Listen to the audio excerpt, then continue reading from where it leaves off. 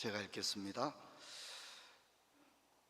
11째 어느 달 초하루에 여호와의 말씀이 내게 임하여 이르시되, 인자야, 두로가 예루살렘에 관하여 이르기를, 아하, 만민의 문이 깨져서 내게로 돌아왔도다.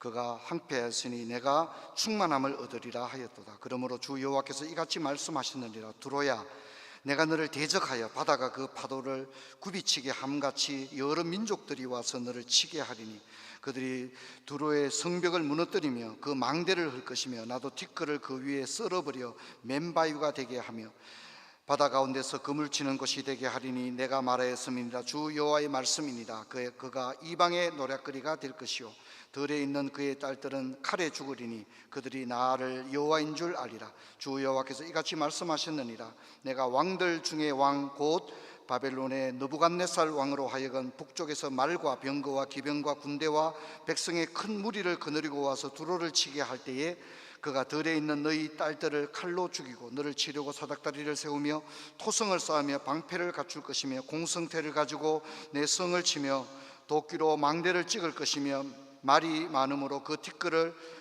너를 가릴 것이며, 사람이 무너진 성 구멍으로 들어가는 것 같이 그가 내 성문으로 들어갈 때에 그 기병과 소리와 병거의 소리로 말미암아 내 성곽이 진동할 것이며, 그가 그 말굽으로 내 모든 거리를 밟을 것이며, 칼로 내 백성을 죽일 것이며, 내 견고한 석상을 땅에 엎드릴 것이며, 내 재물을 빼앗을 것이며, 내가 무역한 것을 노력할 것이며, 내 성을 헐 것이며, 내가 기뻐하는 집을 무너뜨릴 것이며, 또 돌들과 내 제목과 내 흙을 다 물 가운데로 던질 것이라.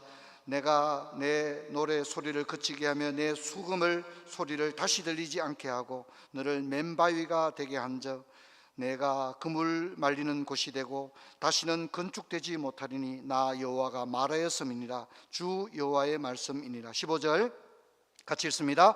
주 여호와께서 이같이 두로에 대하여 말씀하시되, 내가 엎드러지는 소리에 모든 섬이 진동하지 아니하겠느냐. 곧 너희 가운데서 상한 자가 부르짖으며 죽임 당할 때에라. 그때 바다의 모든 왕이 그 보좌에서 내려 조복을 벗으며 수놓은 옷을 버리고 떨림을 입듯 하고 땅에 앉아서 너로 말미암아 무시로 떨며 놀랄 것이며, 그들이 너를 위하여 슬픈 노래를 불러 이르기를, 항해자가 살았던 유명한 성읍이여, 너와 너의 주민이 바다 가운데 있어 경고하였도다. 해변의 모든 주민들을 두렵게 하였더니 어찌 그리 멸망하였는고. 내가 무너지는 그날에 섬들이 진동할 것이며 바다 가운데 섬들이 내 결국을 보고 놀라리라 하리라. 아멘.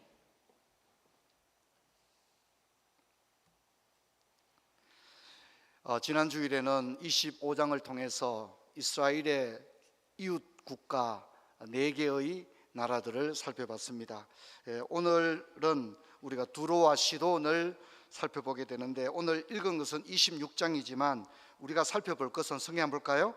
26장, 27장, 28장 3장을 오늘 살펴보게 됩니다. 이 3장 모두가 두로와 시돈에 관한 멸망의 메시지입니다. 시돈은 얼마 안 나옵니다. 시돈은 28장 20절, 21절 부터 23절까지 4절밖에 시돈이 안 나옵니다. 나머지는 모두가 두로입니다.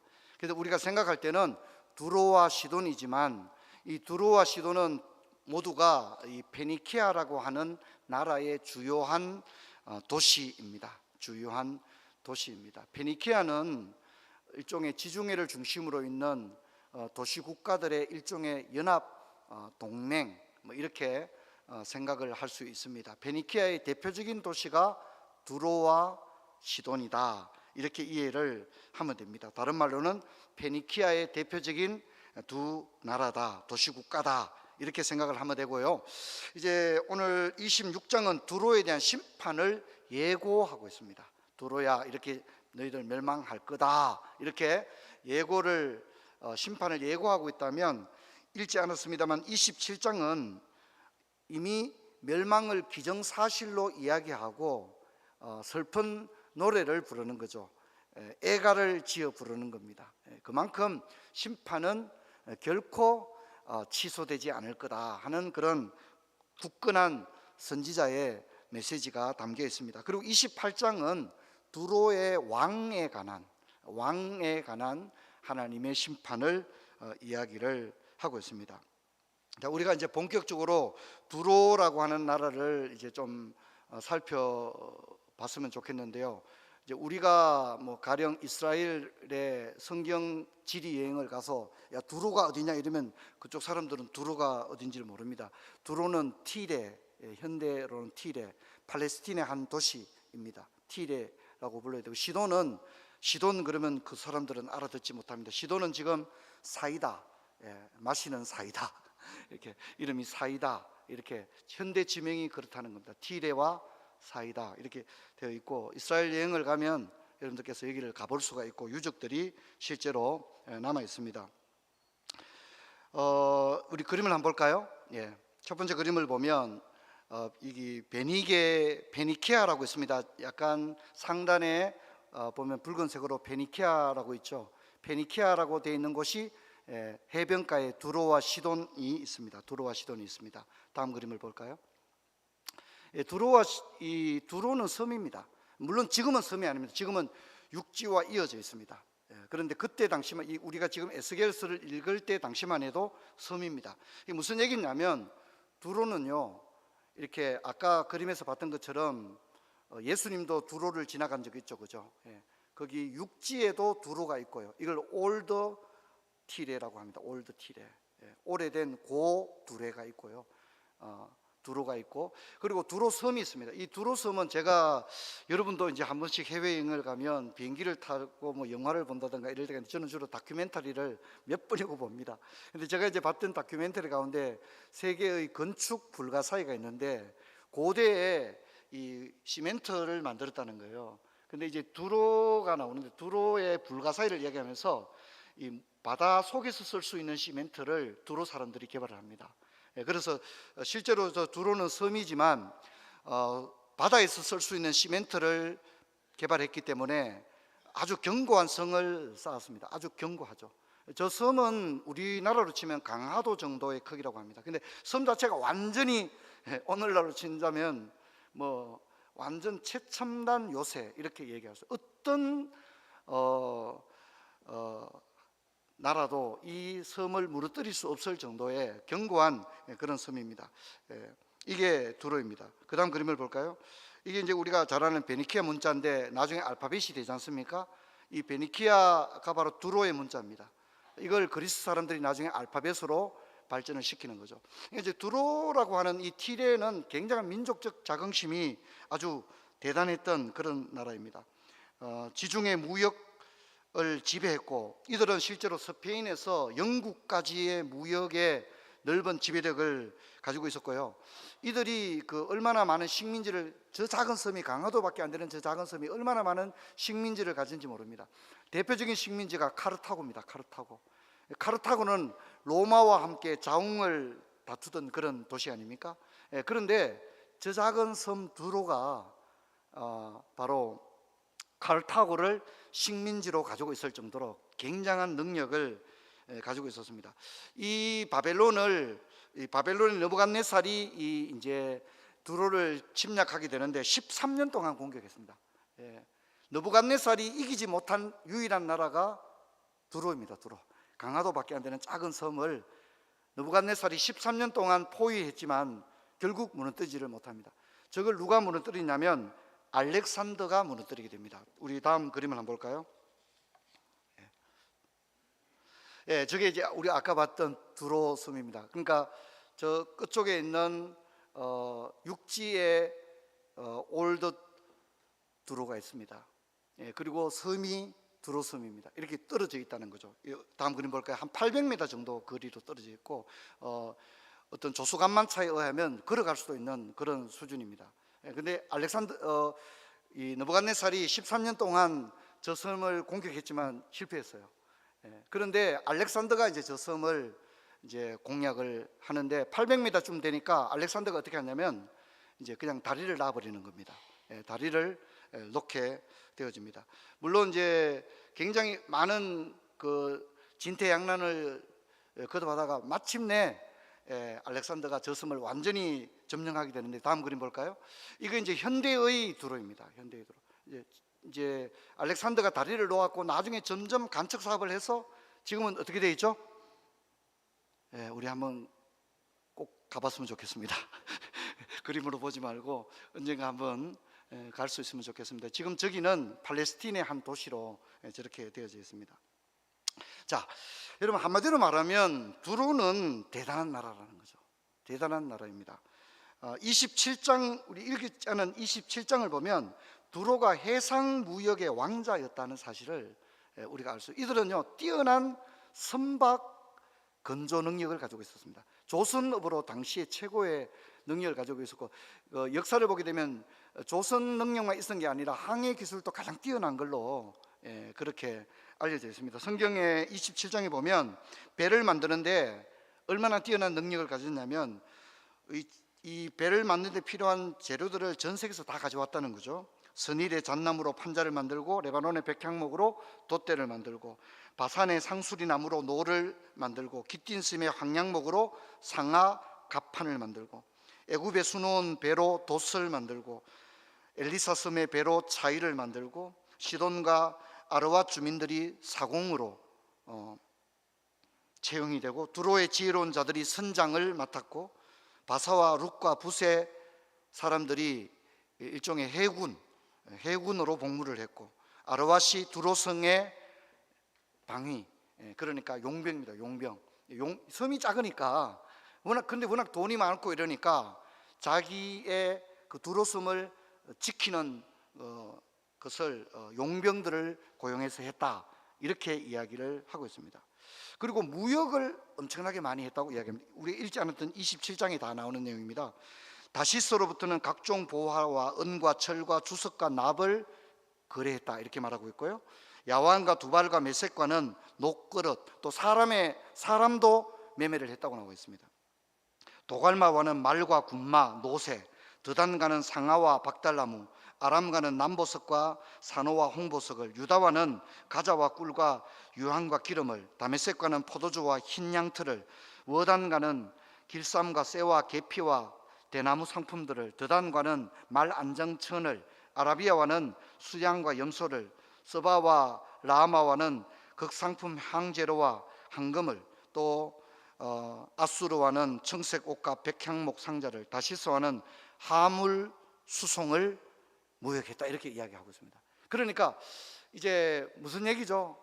이 작은 섬이 해상 무역을 완전히 쥐고 있었다, 이렇게 이야기를 하고 있습니다. 자, 그런데 두로가 하지 못하는 게 딱 하나 있었습니다. 두로가 해상 무역의 왕자였지만 육상 무역은 저들이 못했다는 거죠. 자, 그 성경 한번 볼까요? 26장 2절, 두로야 인자야, 두로가 예루살렘에 관하 이르기를 아하 만민의 문이 깨져서, 이렇게 말합니다. 여기 만민의 문이라고 하는 건 뭐냐면, 예루살렘에는 전 세계에 흩어진 디아스포라 유대인들이 절기마다 찾아오게 되고, 그걸 의미하는 겁니다. 만민의 문이 깨졌다는 거죠. 예루살렘이 멸망했다는 거죠. 근데 예루살렘을 이들이 뭐라 부르냐면 만민의 문이라고 이야기합니다. 여러분, 사람들이 온다는 것은 동시에 뭐가 이루어지죠? 무역이 이루어지는 것을 의미하는 거거든요. 그러니까 이 말 속에는 무슨 얘기입니까? 야, 우리가 드디어 육상 무역도 소나기에 넣을 수 있게 되었구나라고 하는 은유적 표현인 거예요. 자기들이 그런 얘기한 거예요. 그러면서 뭐라 합니까? 아하 하니까 앞에 생각나죠, 그죠? 기뻐했다는 거죠, 그죠? 이걸 기뻐하고 있는 그런 모습을 보게 됩니다. 자, 그래서 하나님께서는 이 두로를 심판을 명하는데, 에스겔 26장 4절과 5절을 보면 두로의 성벽을 무너뜨리며 그랬고요. 17절에 보면 항해자가 살았던 유명한 성읍이여 어찌 그리 멸망했는가. 사람들이 야, 저 두로가 멸망하지는 않을 거야. 느부갓네살도 13년 동안 쳐들어왔지만 어떻게 못했거든요. 그리고 알렉산더도 이 두로를 침략하는데 굉장히 오랜 시간이 걸렸습니다. 아주 어려웠습니다. 그러니까 사람들이 야, 두로, 저 항해자들이 살던 성읍, 저 성읍이 멸망하더니 믿어지지 않는다, 이렇게 이야기한다는 거죠. 그래서 28장 12절을 보면 두로 왕을 위하여 슬픈 노래를 지어라. 그렇게 강성한 나라가 무너졌으니 너희들이 두로 왕을 위해서 노래를 지어 주어라, 이럴 정도였다는 겁니다.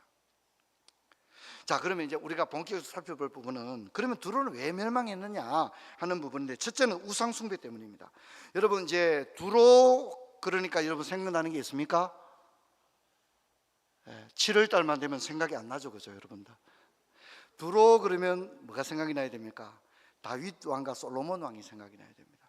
두로의 히람이 다윗 왕의 백향목 왕궁을 지을 때 백향목을 이 두로 섬에서 다 가져왔거든요. 그리고 이스라엘은 그렇게 멋진 왕궁을 지을 건축 능력이 없었어요. 그래서 두로에서 목공 기술자들을 다 보내줍니다. 히람 왕이 보내줍니다.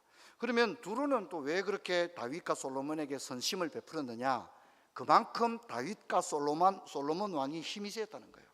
워낙 강하니까 두로가 솔로몬 왕하고 잘 지내면 좋겠다 이렇게 생각을 해서 어떤 외교적인 협약을 맺었던 거예요. 그 가운데 하나가 뭐냐면 이렇게 두로가 건축이 발전했으니까 솔로몬 왕을 도와주고 이런 관계에 있었던 거예요. 자, 어찌되었든지 간에 두로는 다윗과 솔로몬 당시만 해도 하나님의 거룩한 사람들과 교류를 했고, 그리고 심지어 하나님의 대역사인 여호와의 성전을 짓는 일에 이들은 재료를 대고 자신들의 기술자를 파견하는 그런 아름다운 이야기들이 있다는 겁니다. 근데 문제는 뭐냐면 두로와 시돈이 바알과 아세라 여상을 숭배했는데 이사야 시대라는 게 지금입니다. 지금 이 에스겔 예레미야와 동일한 시대입니다. 이때 북이스라엘의 아합 왕이 우리가 잘 아는 이세벨이라고 하는 여왕을 맡게 되는데, 이 이세벨이 바로 시돈의 여자거든요. 시돈의 여자입니다. 그러니까 이 시돈에서 이세벨이 바로 바알과 아스타롯을 믿는 신앙을 이스라엘로 가져오게 되는 그런 단초를 제공하게 되어집니다. 그래서 28장 18절을 보면 내 모든 성소를 더럽혔다 이렇게 이야기하고 있는 거예요. 그러니까 이 큰 두로가 멸망하게 된 이유 중에 첫 번째는 영적인 문제가 있었다는 거죠. 종교적인 문제가 있었다는 겁니다. 여러분, 우리가 세상 사람들은 하나님을 믿지 않으니까 뭐 그런 말을 안 하겠지만 우리는 하나님의 사람들이니까, 여러분, 우리가 뭐 10가지 이유가 있어도요 보이지 않는 영적인 이유가 있을 수가 있어요. 여러분, 언제나 하나님 앞에 두렵고 떨림으로 나갈 수 있는 저와 여러분 되기를 주의 이름으로 축원합니다. 우리가 살아가면서 영적인 일에 하나님 앞에 부끄러울 것이 없어야 된다는 겁니다. 두로의 문제는 바로 그런 데서 시작이 되었다는 겁니다. 자, 두 번째는 남의 불행을 자신의 이익의 기회로 삼았다는 겁니다. 아까도 말씀했지만 26장 2절 보면 아하 만민의 문이 깨져서 내게로 돌아왔도다 이런 얘기를 합니다.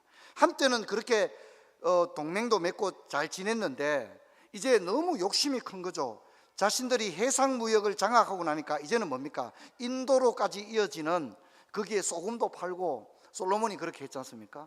시바의 여왕이 솔로몬에게 오고 막 그랬지 않습니까? 그죠? 그러니까 이제 그게 이 두로는 늘 부러웠던 거죠. 그래서 언젠가는 이 육상무역을 장악하리라 이런 마음을 가졌는데 이 때가 온 거예요. 예루살렘이 멸망하니까. 그러니까 이들이 뭡니까? 기뻐했다는 겁니다. 아하 만민의 문이 깨져서 내게로 돌아왔구나. 그래서 이제 내게 풍성함이 더하겠구나. 야, 나 이제 진짜 돈 많이 벌겠구나. 기회가 왔구나. 이렇게 이야기를 합니다.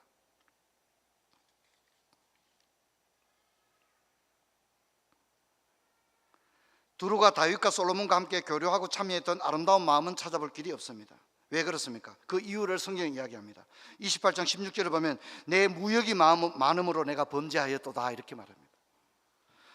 28장 5절을 보면 그 재물로 말미암아 내 마음이 교만하였도다 이렇게 얘기를 합니다.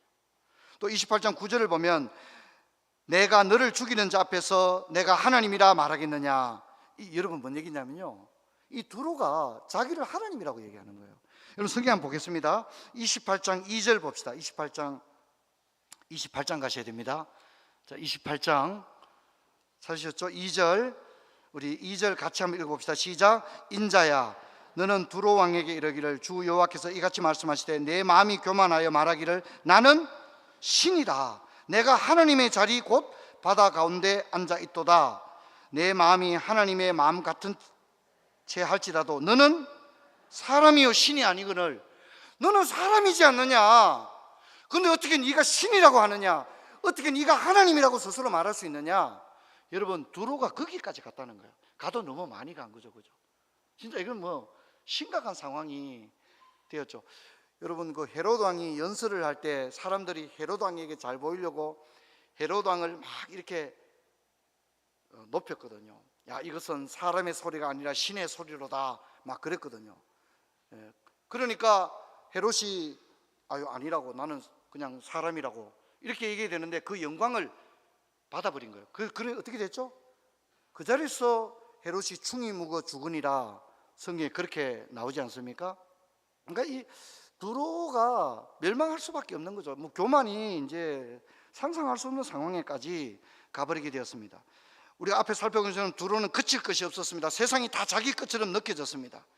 그렇게 많은 나라와 무역을 하고 멋진 배를 만들고 전 세계 모든 물품이 여기로 다 들어오는 것입니다. 이것이 두로에게는 오히려 불행이 되었습니다. 여러분, 우리가 에스겔 읽으면서 기억나는 말씀 뭐 있습니까? 네가 사랑하는 것 때문에 네가 망할 것이다, 그렇게 얘기를 기억나시죠? 지금 두로가 그런 겁니다. 무역으로 성했는데 그 무역 때문에 망하게 된다는 겁니다. 여러분, 제가 여러분에게 이런 말씀 드리기를 원합니다. 여러분, 하나님이 우리에게 복 주신다고 주신 그것이 오히려 우리에게 화가 되지 않기를 주의 이름으로 축원합니다. 하나님이 내게 주신 것들을 오히려 내게 화로 만들어서는 안 된다는 거죠. 지금 두로가 그런 것입니다. 자신을 하나님이라고 말하는 자리에까지 가게 되었습니다. 여러분, 우리도 마찬가지입니다. 여러분, 성경은요, 이런 탐욕, 해상 무역을 장악하고 이제 육상 무역까지 차지하고, 그래서 이제 자기를 하나님이라고 말하는 자리까지 가버렸습니다. 그래서 여러분, 골로새 3장 5절은 이렇게 말합니다. 그러므로 땅에 있는 지체를 죽이라. 곧 음란과 부정과 사욕과 악한 정욕과 탐심이니 탐심은 우상 숭배니라, 그렇게 이야기를 하고 있습니다. 근데 여러분, 우리도 일정 부분 다 탐심이 없지 않습니다. 근데 여러분, 탐심을 계속 가지고 있으면 우리는 두로와 같은 미래를 맞게 될 것입니다. 여러분, 십자가를 진다는 것은 뭡니까? 우리의 탐심을 내려놓는 걸 의미합니다. 여러분, 십자가를 진다는 것을 꼭 너무 이렇게 플라톤적으로만 이해해서는 안 됩니다. 여러분, 이익을 포기하는 것이 십자가를 지는 것입니다. 특혜를 기꺼이 버리는 것, 사용하지 않는 것, 그것이 십자가를 지는 겁니다. 보복할 힘이 있지만 보복하지 않는 것, 그것이 십자가를 지는 것입니다. 권리를 주장할 수 있지만 그 권리를 내려놓는 것, 그것이 십자가를 지는 일입니다. 힘이 있지만 힘을 사용하지 않는 것, 그것이 십자가를 지는 일입니다. 왜냐하면 십자가는 죽는 것이거든요. 여러분, 모든 사람들이 다 탐심을 가지고 있습니다. 돈과 권력을 가지면 타락하고 교만합니다. 여러분, 돈과 권력을 가진 사람 욕할 게 없습니다. 우리도 그 자리에 올라가면 그만큼 안 해먹겠습니까? 우리도 돈이 있으면, 권력이 있으면 우리가 나긋나긋 하겠어요? 우리가 엄청난 권력, 엄청난 돈을 가지고 있으면 지금의 내 모습 그대로일까요? 여러분, 우리가 변질될까요? 저는 우리는 변질될 수밖에 없다, 그렇게 생각합니다. 여러분, 돈과 권력을 가진 사람들이 어시되고 그렇게 하는 게 제가 옹호한다는 말이 아니라 우리도 별 수 없다는 겁니다. 우리도 그들을 비난하지만 우리도 막상 그 자리에 올라가면 그럼 우리도 다를 바가 뭐가 있겠습니까? 그래서 여러분, 우리가 그렇게 되지 않을 수 있는 것은 우리가 예수 그리스도와 함께 죽고 내 안에 예수가 살 때만이 가능한 줄로 믿습니다. 성경 같이 한번 읽겠습니다. 내가 그리스도와 함께 십자가에 못 박혔나니 그런즉 이제는 내가 사는 것이 아니요 오직 내 안에 그리스도께서 사신 것이라. 이제 내가 육체 가운데 사는 것은 나를 사랑하사 나를 위하여 자기 자신을 버리신 하나님의 아들을 믿는 믿음 안에서 사는 것이라. 내가 죽기 전에는 불가능합니다. 아무리 좋은 책을 많이 읽고 인격 수련을 많이 쌓아도 안 됩니다. 내가 죽을 때만이 가능합니다. 그래서 갈라디아서 2장 20절은 내가 그리스도와 함께 십자가에 못 박혔나니, 못 박혔다는 말이 뭐예요? 내가 죽었다는 거죠. 자, 세 번째는 자아도취라는 교만에 빠졌다는 겁니다. 오늘 설교 제목이 그렇죠. 두로, 그죠? 오늘 설교 제목이 두로 아름다움에 도취된 입니다. 여러분, 에스겔 26부터 28장까지 두로에 대해서 가장 많이 나오는 언급이 뭐냐면 아름다움이라는 말입니다. 두로는 아름답다는 겁니다. 너무너무 자타가 공인할 정도로 너무너무 아름답다는 거죠. 그래서 27장 3절을 보면 이 두로가 스스로를 향해서 뭐라면 나는 온전히 아름답도다 이렇게 말합니다. 무슨 얘기죠? 나는 완벽해 이런 얘기입니다. 이 세상 그 어디에도 견줄 수 없는 나는 완전히 완벽해, 나는 완벽히 아름답도다. 사실 이렇게 말하기 쉽지 않잖아요. 두로가 얼마나 스스로에게 긍지가 높았으면 나는 완전히 아름답도다 그렇게 이야기를 하고 있다는 겁니다. 여러분, 그리스 신화에 나오는 나르시스처럼 자기 아름다움에 자기가 도취되어 버린 겁니다. 두로는 실제로 부족함이 없었습니다. 힘과 돈과 무역과 재화를 가졌습니다. 스스로 하나님이라 부를 정도로 세상의 모든 것을 가졌고 자신을 일컬어 완벽하게 아름답다 할 정도가 되었습니다. 하지만 여러분, 하나님이 우리에게도 일정 부분 아름다움을 줄 수 있습니다. 야, 참 아름다워. 내 인생이 아름다워. 내 젊음은 너무 아름다웠어. 우리 자식들은 너무 아름다워. 야, 우리 집은 너무 아름다워. 내가 일하는 이 직장은 진짜 아름다워. 여러분, 우리가 그럴 수 있습니다.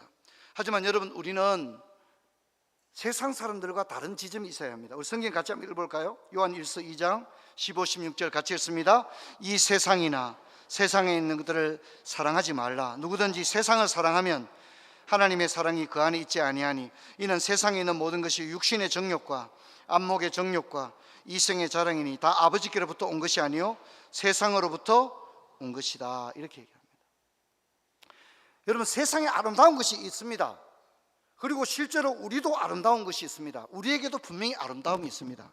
그러나 여러분, 우리는 그것이 아름다운 것이 사실입니다. 부정하지 않습니다. 실제로 아름답습니다. 하지만 우리는 그것을 사랑하는 사람이 아니라 하나님을 사랑하는 사람이 되어야 될 줄 믿습니다. 그 얘기를 하는 겁니다. 이 아름다움이 두로의 눈을 멀게 했습니다. 그 끝은 교만이었습니다. 우리도 세상의 것을 사랑하는 것에서 멀리 있지 않습니다. 우리도 세상 것을 자랑합니다. 어떤 사람들은 자기가 사는 도시를 자랑합니다. 뉴욕 사는 사람들은 자기가 뉴욕 사는 사람이라고 말하잖아요. 뉴요크라고 하잖아요. 그렇죠? 중국 사람들도요, 자기를 소개할 때 내가 어디 사람이라고 얘기합니다. 북경의 사람들은 베이징거라고 합니다. 자기 베이징거라고. 또 그러면 상해에 있는 사람들도 절대 안 질러 하거든요. 자기들은 또 상하열 이렇게 얘기합니다. 자기를 이야기할 때 뭐 다른 얘기 안 합니다. 나는 베이징거라고 그렇게 얘기합니다. 난 뉴요크라고 얘기합니다. 사람들이 이 세상의 것을 자기의 자랑으로 삼고 있습니다. 어떤 사람들은 자기 직장, 자기 집안, 자기 학력, 인생의 자랑, 위로거리, 명예와 자부심으로 살아갑니다. 여러분, 이것 자체는 죄는 아닙니다. 우리가 무엇을 자랑스럽게 생각하는 것이 죄는 아닙니다. 근데 문제는 뭐냐면, 여러분, 그리스도 예수의 사람들은 여기에서 머무르서는 안 됩니다. 설령 내게 아름다움이 있다 할지라도 세상 사람처럼 거기서 끝나서는 안 됩니다. 세상 사람들은 하나님을 알지 못하기 때문에 그게 전부입니다. 그렇죠? 그게 전부예요. 하지만 우리에게는 하나님이 계신 줄 믿습니다. 그러므로 우리가 설령 우리도 아름다움을 가졌다고 합시다. 세상적인 아름다움을 가지고 있다고 할지라도 우리는 세상 사람들과는 구별되어야 됩니다. 세상 사람들은 하나님을 모르기 때문에 눈에 보이는 그것을 사랑할 수밖에 없고 자랑할 수밖에 없습니다. 하지만 하나님의 사람들은 세상 사람들과 구별될 수가 있어야 합니다. 그래서 바울도 자랑거리가 있었잖아요. 근데 바울은 뭐라고 합니까? 나는 그 모든 것을 배설물로 여기노라 그렇게 고백을 했죠. 그리고 시편의 기자들은 뭐라고 합니까? 내 세상에서 첫날을 사는 것보다 아버지 집에 문지기로 있는 것이 좋사오니 할렐루야 그렇게 여러분, 우리가 좋은 게 있어요. 또 하나님이 우리에게 주셨어요. 그게 아름다운 것이 없다는 게 아니에요. 있다는 거예요. 하지만 우리는 그 아름다움에서 끝나서는 안 된다는 겁니다. 우리는 흠모할 수 없을 정도의 아름다운 하나님의 은혜를 받고 살아가는 사람들입니다. 성경 같이 한번 읽어볼까요? 빌립보서 3장 18절로 20절입니다. 같이 읽습니다. 내가 여러 번 너희에게 말하였거니와 이제도 눈물을 흘리며 말하노니 여러 사람들이 그리스도의 십자가의 원수로 행하느니라. 그들의 마침은 멸망이요 그들의 신은 배요 그 영광은 그들의 부끄러움에 있고 땅의 일을 생각하는 자라. 그러나 우리의 시민권은 하늘에 있는지라 거기로부터 구원하는 자 곧 주 예수 그리스도를 기다리노니. 그리스도인들은요 정체성이 분명해야 됩니다. 그렇지 않으면 하나님 아버지 앞에 가서 부끄러울 수밖에 없습니다. 여러분 세상 사람들과 구별됩니까? 여러분 혹시 두로 사람들, 암몬 사람들 같지 않습니까? 여러분 우리가 이 험한 세상 살아갈 때에 하나님의 사람으로서 나의 시민권은 저 하늘에 있다고 고백할 수 있는, 그리고 저 천성을 향하여 날마다 나아가는 푸른 초장의 온 성도들 다 되시기를 주의 이름으로 축원합니다. 자리에서 일어나겠습니다. 아버지 감사합니다. 두로가 형용할 수 없는 부귀와 영화와 권력을 가졌지만 교만하여서 자신을 하나님이라고 하는 지경에 이르렀습니다. 두로가 멸망하는 이야기를 보면서 우리 자신을 생각합니다. 우리도 세상의 이생의 자랑과 안목의 정욕, 육체의 자랑에 머물러 있다면 아버지 이제 우리가 눈을 들어 하나님을 바라보며 세상에서 하나님을 알지 못하는 사람들과 분명히 구별된 정체성을 가지고 살아가는 그런 저희들 되게 하여 주옵소서. 주 예수 그리스도 이름으로 기도하옵나이다. 아멘.